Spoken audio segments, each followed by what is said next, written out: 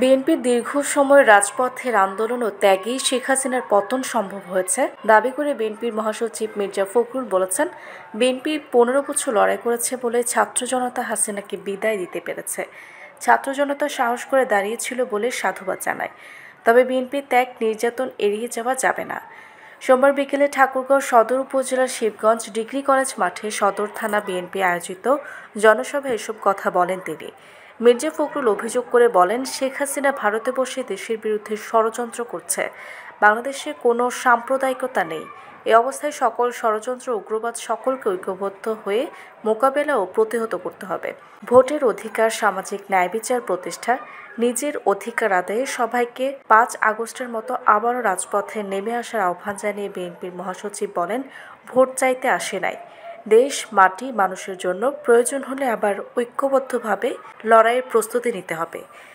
এছাড়া দেশের শান্তি ও স্থিতিশীলতার জন্য এ সময় তিনি দায়িত্বশীলদের আবারও সচেতন ও সতর্ক হওয়ার কথা জানিয়ে তিনি বলেন, অনেকে যারা দায়িত্বশীল জায়গায় আছেন তাদের উল্টাপাল্টা কথা বলা বন্ধ করতে হবে। দায়িত্বশীল জায়গায় বসে ভুল কথা বলে জনগণকে বিভ্রান্ত করা যাবে না। দেশের মানুষ অনেক নির্যাতন সহ্য করেছে, এবার শান্তি চায়। মানুষ নির্বাচন চায়, যাকে খুশি তাকে ভোট দিয়ে নির্বাচিত করতে চায়। এখন একটা দাবি উঠছে না যে আমরা এই একাই সব করে ফেলছি, আর আমরা 15 বছর ধরে আমরা মার খেলাম, মামলা খেলাম, আপনার গায়েবী মামলা হলো, আমাদের বিরুদ্ধে মামলা করে এখনো আমাদের বহু ভাইকে আদালতে যেতে হয়, কোর্টে যেতে হয় না। যে অনেকে বলার চেষ্টা করে যে বিএনপিতে পারে নাই, আরে বিএনপি 15 বছর লড়াই করছে বলেই তো তোমরা পারছো বাবা, নাইলে এই জায়গাটা তো তৈরি হতো না। 15টা বছর এই অত্যাচার নির্যাতন সহ্য করে আমরা একটা অবস্থা তৈরি করেছি, সেইখানে অবশ্যই তোমাদেরকে আমি সাবাসী দেই, বাবা দেই, কৃতজ্ঞতা জানাই যে তোমরা সাহস করে দাঁড়িয়ে গেছো। এটাই হচ্ছে মুক্তির পথ, আর সেই কারণেই হাসিনাকে দেশ ছেড়ে পালাইছে ভাই, ভালো হয়েছে, রক্ষা করছো। আমরা তোমার সঙ্গে ঝগড়া করতে চাইনি। তুমি কি করতেছো এখন? ওই ভারতে বসে তুমি ষড়যন্ত্র করতেছো, ভারতে বসে তুমি বিভিন্ন দেশে আবার বাঙালি মানুষদেরকে, বাঙালিকে বিভ্রান্ত করার চেষ্টা করছো, আর দুঃখজনক ভাবে এই কথা বলার চেষ্টা করতেছো যে আমাদের এখানে আমাদের হিন্দু সম্প্রদায়ের ভাইদের উপরে নাকি অত্যাচার হচ্ছে, নির্যাতন হচ্ছে। আমরা দিনের শেষে একটু শান্তিতে ঘুমাতে চাই, এই জিনিসটা আমাদেরকে করতে হবে। ভাই একটা কথা বলি আপনাদেরকে, আপনারা কি সত্যি সত্যি পরিবর্তন চান, নাকি আবার ওই আওয়ামী লীগের নৌকাতে ফিরে যেতে চান নাকি? তাহলে কিন্তু ওই যেমন 5ই আগস্ট সবাই মিলে রাস্তায় নামছিলেন, তাহলে আবারও সেই মতো ঐক্যবদ্ধ হয়ে রাস্তায় নামতে হবে। রাস্তায় নামতে হবে নিজের অধিকার আদায়ের জন্য, ভোটের অধিকার আদায়ের জন্য, ভাতের অধিকার টানার জন্য, এবং ন্যায় বিচার পাওয়ার জন্য, সামাজিক মর্যাদা পাওয়ার জন্য। কিছু কিছু মানুষ এখন বিভিন্ন রকম কথা বলতেছে, এই কথাগুলো বলা বন্ধ করেন। বিশেষ করে যারা দায়িত্বশীল জায়গায় আছেন তারা ভুল কথা বলে, উত্তেজনামূলক কথা বলে, বিভ্রান্তি ছড়ায়, দেশের মানুষকে আর বিভ্রান্ত করবেন না।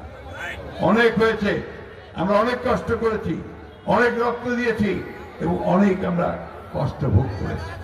তাই আজকে আমাদের কাছে যেটা সবচেয়ে বড় প্রয়োজন, আমরা শান্তিতে থাকতে চাই, আমরা শান্তিতে একটা নির্বাচন করতে চাই।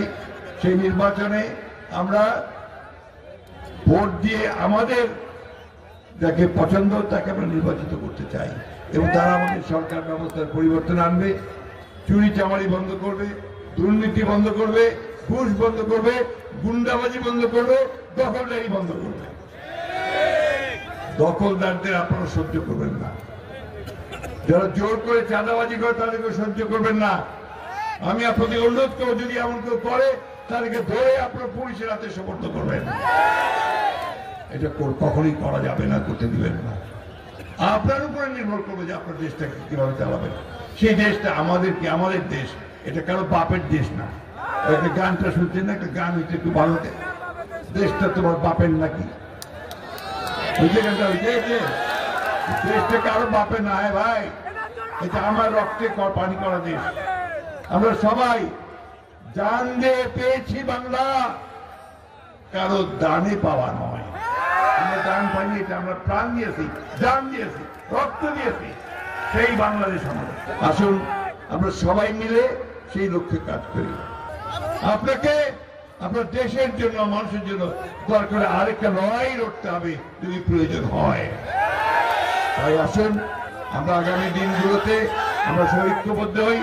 জনসভায় সদর থানা বিএনপির সভাপতি আব্দুল হামিদের সভাপতিত্বে অন্যান্যদের মধ্যে বক্তব্য দেন জেলা বিএনপির সহসভাপতি ওবায়দুল্লাহ মাসুদ, সাধারণ সম্পাদক মির্জা ফয়সাল আমিন ও যুগ্ম সম্পাদক পয়গাম আলী সহ অনেকে।